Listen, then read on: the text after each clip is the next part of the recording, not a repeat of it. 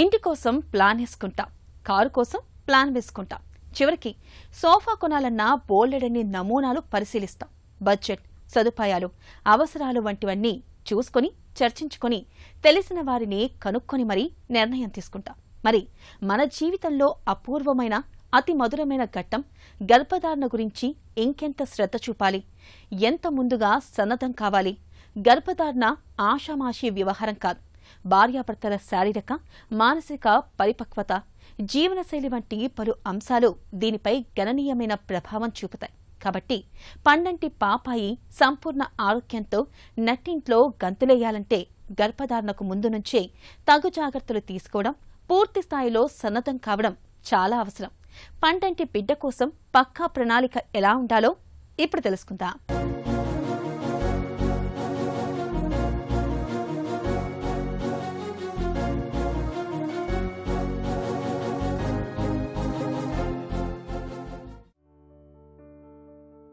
గర్భం 9 నెలల సుదీర్ఘ ప్రయాణం. అమ్మ కడుపులో చిన్న నలుసుగా మొదలయ్యే పయనం దినదిన ప్రవర్ధమానంగా ఇంతింతై వటుడింతై అన్నట్టు పండంటి బిడ్డగా పురుడు పోసుకునేదాకా ప్రతి మజిలీ కూడా కాబోయే అమ్మకు, ఆ కుటుంబానికి అంతులేని సంతోషాన్ని, అబ్బురాన్ని కలుగజేస్తుంది. చెప్పుకోవటానికి ఇదేదో సాధారణ విషయంలా అనిపిస్తుంది, కానీ నిజానికి మాతృగర్భంలో జరిగే ప్రతి సృష్టి లాంటి ఈ సంక్లిష్ట ప్రక్రియలో తల్లి బిడ్డలిద్దరికీ రకరకాల అవరోధాలు ఎదురయ్యే ప్రమాదాలు లేకపోలేదు. గర్భిణి తీసుకునే ఆహారం దగ్గర నుండి మొదలు పెడితే తన వయస్సు, ఒత్తిళ్లు, ఆమెకుండే రకరకాల ఆరోగ్య సమస్యలు, వంశపారంపర్యంగా సంక్రమించే జన్యు సమస్యలు, ఇలాంటివన్నీ కూడా గర్భంలోని బిడ్డ ఆరోగ్యంపై ప్రభావం చూపిస్తాయి.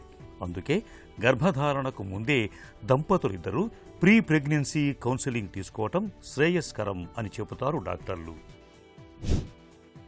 ప్రెగ్నెన్సీ ముందు ఎలా ప్లాన్ చేసుకోవాలి, హెల్దీ బేబీ, హెల్దీ మదర్ కోసం ఎలా ప్రిపేర్ అవ్వాలి అనే దాన్ని ప్రీ కన్సెప్షన్ కేర్ అంటాము. ఈ ఇంపార్టెన్స్ ఏంటంటే, యూజువలీ ఇప్పుడు ఉన్న సిచ్యువేషన్లో 50% of perinatal deaths prenatal care సరిగ్గా లేకపోవటం వల్ల, అడోలసెంట్ ఏజ్లో ప్రెగ్నెన్సీస్ రావటం వల్ల ఈ deaths, maternal deaths, premature births ఇలా అవుతున్నాయి. సో ఇవన్నీ ప్రివెంట్ చేయాలంటే మనం ప్రీ ప్రెగ్నెన్సీ కేర్ గురించి ఫోకస్ చేయాలి. ఆ కేర్ తీసుకుంటే హెల్దీ బేబీ, హెల్దీ మదర్ మనం ప్రొవైడ్ చేయొచ్చు. ఫ్యామిలీ హెల్దీగా ఉండాలి అంటే ఫస్ట్ ప్రీ కన్సెప్షన్ కేర్ చాలా important. Pre conception care usually adult age నుంచి స్టార్ట్ చేయాల్సి ఉంటుంది. మనం అంటే మెచ్యూర్ అయిన తర్వాత నుంచి మెనోపాజ్ వచ్చేలోపు ఈ ఏజ్ గ్రూప్లో మన హెల్త్ కేర్ తీసుకుంటే అప్పటి నుంచి స్టార్ట్ చేస్తే కానీ మనకి ప్రెగ్నెన్సీలో సేఫ్గా ఉండము.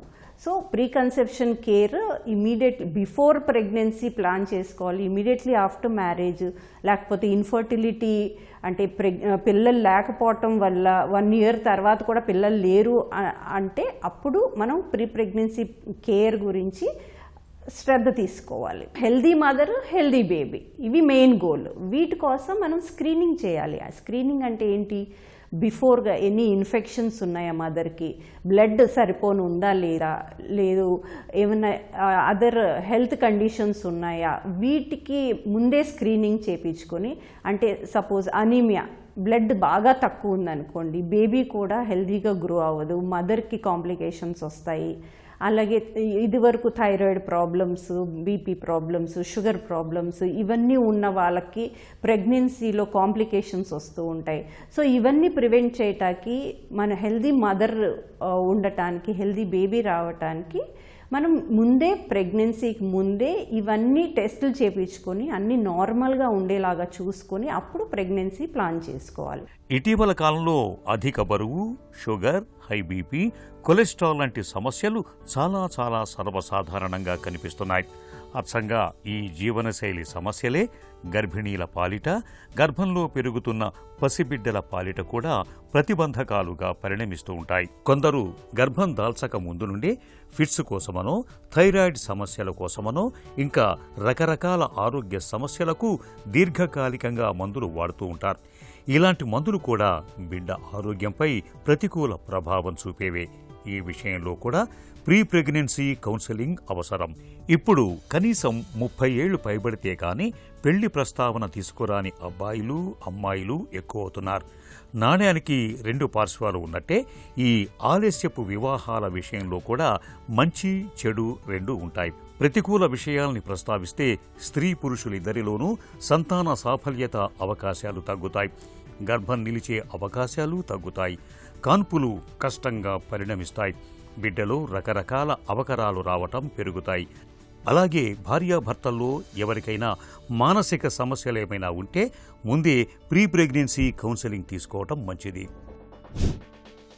So folic acid pre conception 3 months before conception 400 micrograms folic acid మనకి రిక్వైర్మెంట్ ఉంటుంది. So 400 micrograms folic acid everyday తీసుకోవాల్సి ఉంటుంది. అలాగే వైటమిన్ డి డెఫిషియన్సీ ఉన్న వాళ్ళు ఎవ్రీ వీక్ 6000 యూనిట్స్ తీసుకోవాల్సి ఉంటుంది. అలా 8 weeks వరకు. B12 డెఫిషియన్సీ ఉన్న వాళ్ళు కూడా బిఫోర్ ప్రెగ్నెన్సీ అవి కరెక్ట్ చేసుకోవాల్సి ఉంటుంది. అలాగే థైరాయిడ్, హైపర్ థైరాయిడ్ ఉంటే డ్రగ్స్ చేంజ్ చేయాల్సి ఉంటుంది ప్రీ ప్రెగ్నెన్సీ ప్లాన్ చేసే ముందు. హైపోథైరాయిడ్ ఉంటే వాళ్ళు TSH లెవెల్స్ 2.5 అలా మెయింటైన్ చేయాల్సి ఉంటుంది. అలాగే ప్రెగ్నెన్సీ టైంలో కూడా 3 వ్యాక్సినేషన్ ఇప్పుడు WHO కంపల్సరీ చేసింది. ఒక టెటనస్ వ్యాక్సిన్ 12 to 14 weeks అప్పుడు తీసుకోవాల్సి ఉంటుంది. అలాగే 20 to 22 weeks అప్పుడు ఇన్ఫ్లుయెన్జా వ్యాక్సిన్, అంటే నిమ్ము ఇలాంటి ప్రివెంట్ చేయటానికి ఇన్ఫ్లుయెన్జా వ్యాక్సిన్ తీసుకోవాలి. అలాగే టీడాప్ అనేది 28 to 30 weeks అప్పుడు మదర్ తీసుకుంటే బేబీకి ఇమ్యూనిటీ ఉంటుంది. ఫస్ట్ ఈ రికరెంట్ ప్రెగ్నెన్సీ లాస్ ఎందువల్ల అవుతుంది చూసుకోవాలి.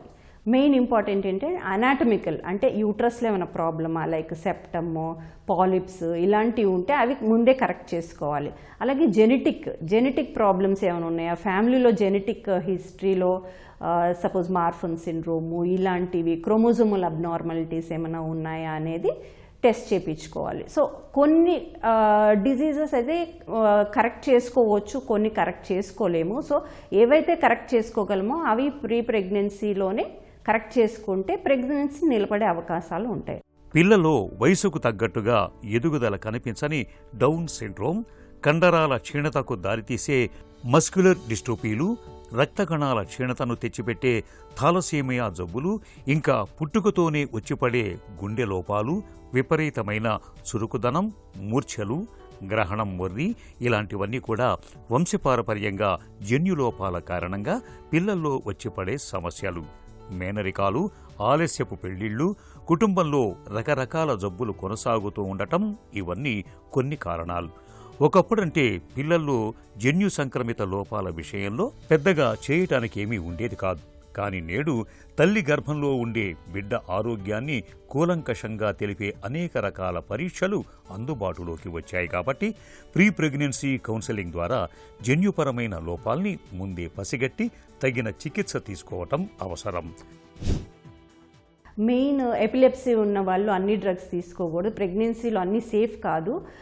చాలా వరకు బేబీకి అబ్నార్మాలిటీస్ ప్రొడ్యూస్ చేస్తాయి. కాబట్టి ఎపిలెప్సీ ఉన్నవాళ్ళు, హైపర్ టెన్షన్ ఉన్నవాళ్ళు, డయాబెటీస్ ఉన్నవాళ్ళు ఈ డ్రగ్స్ మార్పించుకోవాల్సి ఉంటుంది. సో డాక్టర్ని కన్సల్ట్ అయ్యి ప్రీ ప్రెగ్నెన్సీలో ఇవి డ్రగ్స్ మార్పించుకొని డయాబెటీస్లో HbA1c బిలో 7 మెయింటైన్ చేసుకోవటం, బ్లడ్ ప్రెషర్ కూడా నియర్ నార్మల్ ఉండేలాగా చూసుకోవటం.